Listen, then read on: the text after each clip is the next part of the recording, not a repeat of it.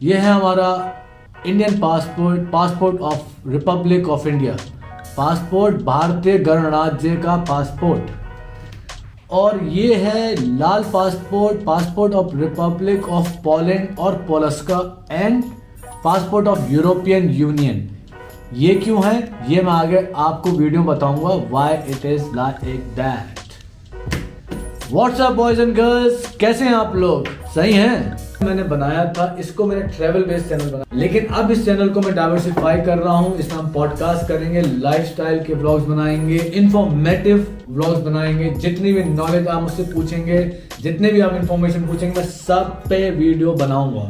जो मुझे नहीं आती होगी इंफॉर्मेशन, उस पर मैं सीख के आऊंगा और बनाऊंगा। नहीं तो I will call the guest on this channel जो मदद कर सकें आपके क्वेश्चनों के रिगार्डिंग। चलिए आज की वीडियो शुरू करते हैं। और आज की वीडियो का टॉपिक है माय 10 रीजन कि why Poland is better option than Canada for Indians to move for study, for work and for business purposes. मेरे 10 रीजन कि क्यों पोलैंड एक बेटर ऑप्शन है हिंदुस्तानियों के लिए, कनाडा से ज्यादा अच्छा फॉर काम के लिए, बिजनेस के लिए, स्टडी के लिए। तो चलिए शुरू करते हैं रीज़न नंबर 1 से। तो रीज़न नंबर 1 है कनेक्टिविटी। आप देख सकते हैं कि मैं एयरपोर्ट पे हूँ। कनेक्टिविटी हमारे इंडिया से और यूरोप के बीच में बहुत शानदार है। डायरेक्ट फ़्लाइट्स हैं, 7-8-10 घंटे में आप पहुँच सकते हैं कहीं से भी। जैसे मैं अभी जर्मनी में हूँ, फ्रैंकफर्ट, और मैं न्यू दिल्ली ही जा। मेरा जो रीज़न है कि इंडिया से पास में है, यूरोप पास में है, जबकि जो कनाडा है वो डबल है। मतलब आप समझ लीजिए डबल, कि आपको एक तो कोई डायरेक्ट ज़्यादा फ़्लाइट्स नहीं है, कनेक्टिविटी आपको कहीं ना कहीं से लेनी पड़ेगी, और जितना यूरोप है उतना ही यहाँ से कनाडा और है।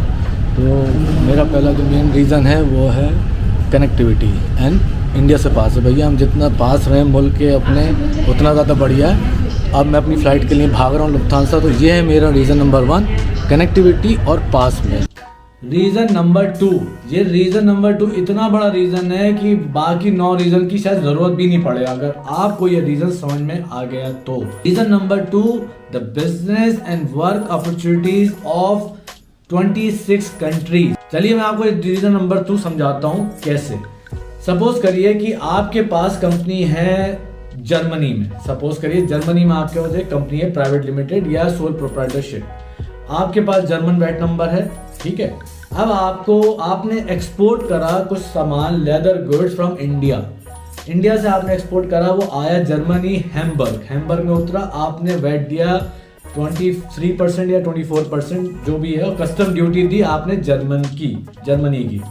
देने के बाद अब आपका जो गुड्स हैं, जो भी आपका प्रोडक्ट है, वो फ्री मार्केट में आ गया 26 कंट्रीज के, क्योंकि शेनेगन में कोई बॉर्डर सिस्टम नहीं है। कोई बॉर्डर नहीं है, आपको पता भी नहीं लगेगा कि आप जर्मनी से कब पोलैंड में घुस गए। अगर एक छोटा सा साइन नहीं लगा हो तो आपको पता भी नहीं लगे कि जर्मनी से आप नीदरलैंड चले गए, फ्रांस आ गए। कुछ जगहें तो ऐसी हैं कि रेस्टोरेंट एक जगह बेल्जियम में कुर्सी पड़ी हुई है और एक जगह नीदरलैंड में है। मजाक नहीं करो, सीरियसली। कुछ जगहें ऐसी, इतने स्टेशन हैं यहाँ पे यूरोप में कि आधी ट्रेन फ्रांस में खड़ी है और आधी ट्रेन स्विट्जरलैंड में खड़ी है। बॉर्डर सिस्टम ही नहीं है यहाँ पे शेनेगन के अंदर 26 स्टेट का। तो वो बॉर्डर सिस्टम बिजनेस में भी नहीं है। मैंने आपको बताया था एग्जांपल जर्मन का, जो आया, आपने टैक्स दिया, कस्टम दिया, उसके बाद आपके गुड्स आप चाहे फ्रांस बेचो, चाहे आप नीदरलैंड बेचो, चाहे आप इटली बेचो, आप स्पेन बेचो, आप ऐसे बेचोगे जैसे दिल्ली से आप बॉम्बे सामान बेच रहे हो, या यूपी से आप महाराष्ट्र बेच रहे हो। मतलब ऑनलाइन बेच रहे हो या रिटेल में बेच रहे हो या आप ट्रेडिंग कर रहे हो, आप भेज रहे हो, जैसे भी, लेकिन वो एक कंट्री के, क्योंकि एक बार वैट और एक बार कस्टम ड्यूटी देने के बाद आपको फिर कहीं कोई और कस्टम ड्यूटी और वैट नहीं देना। मैं एक्सपोर्ट का एग्जांपल बता। वैसे अगर आप इंटरनल भी कोई गुड्स कर रहे हैं, अपना कोई भी ट्रेडिंग कर रहे हैं पोलैंड के अंदर, तो आप सिर्फ पोलैंड के अंदर नहीं कर रहे हैं, आप पूरे यूरोपियन यूनियन के अंदर कर रहे हैं, मतलब 26 स्टेटों के अंदर। इसकी अब आप सोचिए कि आपके पास एक मुल्क नहीं है आप बिजनेस करने के लिए, आपके पास 26 मुल्क हैं, और 26 के 26 मुल्क सब अलग मुल्क हैं, अलग लैंग्वेज है, लेकिन अपॉर्चुनिटीज भी उसमें उतनी ही अलग हैं। जैसे मेरी कंपनी पर जो कंपनी है वो मेरी पॉलिश रजिस्टर्ड कंपनी है, एक वैट नंबर है, लेकिन वो वैट नंबर मेरा पूरा all over the European union valid है। मैं खुद बहुत करता हूँ बिजनेस, पूरे यूरोपियन यूनियन में करता हूँ, और मैं सेल्फ बता रहा हूँ, मैं किसी से पूछ के या कोई नहीं, मेरा खुद का मेरा बिजनेस है, मैं बहुत एक्सपोर्ट करता हूँ इंडिया से। तो ये सोचिए कंपनी मेरी पोलैंड में, लेकिन ना पोलैंड का मैं वैट ना दे रहा हूँ और ना उसकी कस्टम ड्यूटी देता हूँ जब मैं एक्सपोर्ट करता हूँ सीधे जर्मन से वहीं से फ्री होता है एंड देन वहीं से वहीं डिस्ट्रीब्यूट हो जाता है जहाँ जहाँ उसे होना होता है। तो अब मुझे आप लोग बताइए कि ऐसी अपॉर्चुनिटी दुनिया में कहाँ है कि आप 26 मुल्कों में आप ट्रेड कर सकते हैं। 26 countries are open for you to do business specially. तो चलिए अब चलते हैं रीजन नंबर 3 पे। अब जैसे कि आप देख सकते हैं कपड़े बदल चुके हैं, क्योंकि भाई जब आप अच्छा कंटेंट बनाएंगे तो एक बार में शूटिंग होना मुश्किल है। तो ये अगला दिन है, सही में अगला दिन है। तो चलिए चलते हैं रीजन नंबर 5 पे, 4 पे, मैं भूल गया, 4 5 चेक कर लिया, रीजन नंबर 4 है। तो रीजन नंबर 4 ये है कि Poland is beautiful and Europe overall is beautiful, कि पोलैंड बेहद ही खूबसूरत जगह है। और पोलैंड के अलावा, क्योंकि मैं देखिए जब पोलैंड की बात कर रहा हूँ यूरोप की, तो मैं I am talking about all 26 states of Europe, क्योंकि भाई ये एक कंट्री की तरह है। तो मैं पूरा यूरोप की बात करूँगा, ठीक है। मैं कहूँगा कि पूरा Europe is for all Europe, पूरा का पूरा यूरोप बेहद ब्यूटीफुल है, बेहद खूबसूरत है। और द ब्यूटी ये है कि यहाँ पे इतना डाइवर्जन है कि भाई यहाँ स्नो माउंटेन्स भी हैं और बहुत खूबसूरत बीचेस भी हैं और बेहद खूबसूरत आर्किटेक्ट भी है, सब कुछ है यहाँ। क्या अगर स्पेन जाएंगे तो आप बेहद खूबसूरत आपको बीचेस मिल जाएंगे, इबिजा जा सकते हैं आप, स्विट्जरलैंड पहुँचेंगे तो आपको बेहद खूबसूरत एल्प्स माउंटेन मिलेंगे, पोलैंड का कंट्री साइड ओफो, बाल्टिक स्टेट चले जाएँ आप, इटली चले जाएँ, so much to explore, so much diversion, इतना ज़्यादा है यहाँ कुछ देखने को यूरोप के अंदर। और सब अलग अलग, सब कुछ अलग, कल्चर चेंज हो जाता है, लैंग्वेज चेंज हो जाती है, सब कुछ चेंज हो जाता है। आप लोग जो मेरी आंखें लाल देख रहे हैं, ये कोई गलत मत समझना, मुझे थोड़ी सी एलर्जी है और साइनस भी है, तो मुझे प्रॉब्लम हो जाती है जब ज़्यादा गर्मी होती है और लाइट बहुत तेज़ है। रीज़न नंबर 5 पे आते हैं। रीज़न नंबर 5 कि ठंड है, कोल्ड बट स्टिल मैनेजेबल। समझाता हूँ, किधर बैठूं, चलो यहाँ बैठ के समझाता हूँ कि भाई देखो कनाडा जो है वो बेहद ठंडी जगह है, बहुत ठंडी जगह है, मतलब -35-40 डिग्री तक पहुँचता है, मतलब बर्दाश्त से बाहर ठंड है। और अगर आप पोलैंड, यूरोप जो है वो ठंडा है, पोलैंड को लेते हैं, चलो यूरोप को छोड़ो, पोलैंड ठंडी जगह है, -26-27 डिग्री तक भी पहुँचता है, लेकिन फिर भी स्टिल मैनेजेबल। ऐसा नहीं है कि आप बिल्कुल ही पागल हो गए ठंड के चक्कर में कनाडा की तरह, मतलब एक्सट्रीम ठंड। यहाँ भाई ठंड है, थोड़ी टाइम की रहती है, गर्मी भी खूब पड़ती है, मजे हैं खूब हर तरीके से।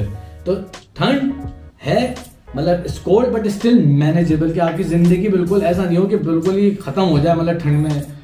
तो ये एक मेरा रीजन है। अब पता नहीं ये रीजन कितना वैलिड लोगों के लिए हो सकता है, ठंड ज़्यादा पसंद हो, -35-40 आपको अगर पसंद हो तो ठीक है, लेकिन भाई मुझे -20-25 तक ठीक है, वो भी शॉर्ट टाइम।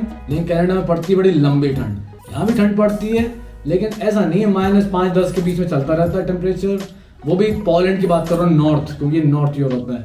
आप किधर स्पेन चले जाओ, इटली चले जाओ, तो वहाँ तो बिल्कुल ही मामला बिल्कुल मॉडरेट वाला रहता है। तो मेरा रीज़न नंबर 5 था कि कोल्ड बट स्टिल मैनेजेबल, मतलब ठंड है लेकिन फिर भी बर्दाश्त में है। यार इतनी आंखें लाल क्यों हो रही है मेरी लाइट की जगह? लाइट बंद कर दूंगा तो मैं दिखूंगा नहीं भाई। चलो तो चलते हैं रीजन नंबर 6 पे। मुझे पता नहीं आप में से कितने लोगों को सोशलिस्ट और कैपिटलिज्म के बारे में पता है।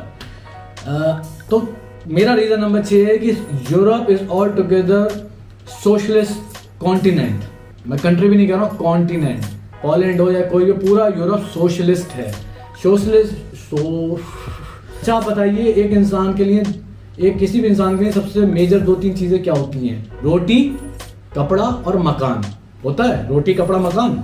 तो सोशलिस्ट का मतलब ये है कि ये 3 चीजें, रोटी, कपड़ा और मकान, ये गवर्नमेंट की जिम्मेदारी है, चाहे आप टैक्स दे रहे हैं या नहीं दे रहे हैं, उससे कोई फर्क नहीं पड़ता। अगर आप अनएम्प्लॉयड भी हैं, ये 3 चीजें गवर्नमेंट को प्रोवाइड करनी है। मतलब रोटी भी देना है, कपड़ा भी देना है और मकान भी देना है आपको। तो that's why this is my 6th and very important reason. But only of course you have to be, आपको नेशनल होना है उसके लिए।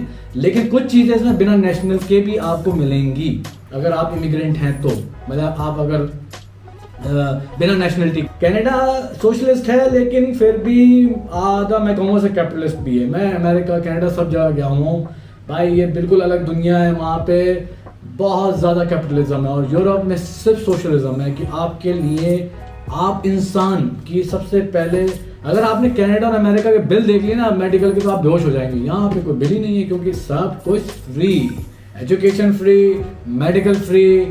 ऑफ कोर्स अगर आप नेशनल हैं तो ज़्यादा बेनिफिट, अगर आप नहीं भी हैं, अगर आप इमिग्रेंट हैं, अगर आप रेजिडेंट परमिट पे हैं, कोई बात नहीं, आपके बच्चों की एजुकेशन फ्री है, आपका मेडिकल फ्री है। ऑफ कोर्स अगर आप जॉब कर रहे हैं तो मेडिकल इंश्योरेंस फ्री है आपका, और बहुत मिनिमल, मतलब हर चीज़, दांत निकलवा लो, कुछ भी करवा लो, सब सोशलिस्ट। तो ये एक बहुत मेजर रीज़न है कि socialist, Europe is socialist and America Canada, America तो बिल्कुल कैपिटलिस्ट है लेकिन कनाडा भी सोशलिस्ट है, लेकिन फिर भी मैं कैपिटलिज्म के थोड़ा सा उस तरफ उसका इंक्लाइन है। रीज़न नंबर 7, ब्यूटीफुल आर्किटेक्चर, बड़ी बड़ी खूबसूरत सिटीज़ और उनके आर्किटेक्चर, उनकी हिस्ट्री, ये रीज़न मेरे लिए बहुत इंपॉर्टेंट है। हाँ एक मिनट, जैसे कि आप देख सकते हैं कि मैं ताजमहल पे हूँ। तो रीज़न नंबर 7 बहुत इंपॉर्टेंट है मेरे लिए क्योंकि I love history and architecture. अब आपके लिए है नहीं है वो मुझे नहीं पता, लेकिन अब जैसे कनाडा है उसमें वो मॉन्यूमेंट्स नहीं है जो यूरोपियन सिटीज़ में है। Like my favourite cities Paris, Barcelona and many more. तो ये रीज़न बहुत इंपॉर्टेंट रीज़न है कि जब आप बाहर निकलें अपने घर से तो आप उससे खूबसूरत खूबसूरत बिल्डिंग देखें, पुरानी पुरानी हिस्ट्री वाली आर्किटेक्चर देखें और उसमें आपको लगे कि वाह कहाँ चल रहा हूँ मैं। तो ये है रीज़न नंबर 7। और रीज़न नंबर 8, हो सकता है मैं थाईलैंड पहुँच जाऊँ या फिलीपींस पहुँच जाऊँ, या हो सकता है किसी हिंदुस्तान के सिटी से होगा। रीज़न नंबर 8, तो will see on the reason number 8। ये था 7।